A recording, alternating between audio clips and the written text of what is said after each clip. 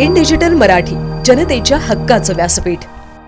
लोकसभा निवडणुकीच्या दिवशी मुरबाडमध्ये शांततेत मतदान होत असताना दुपारच्या सुमारास भिवंडी लोकसभेचे उमेदवार निलेश सांबरे यांच्या 2 कार्यकर्त्यांवर प्राणघातक हल्ला झाल्याची माहिती प्राप्त होत आहे।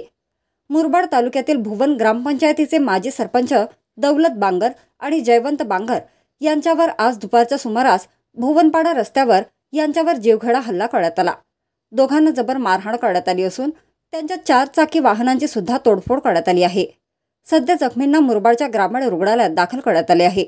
हा हल्ला व मारहाण भाजपच्या कार्यकर्त्यांनी केला असल्याचे बोलले जात असून मुरबाडमध्ये वातावरण तंग बनले असून मतदान व कायदा सुव्यवस्था अबाधित राखण्यासाठी पोलिसांची कसोटी लागणार आहे।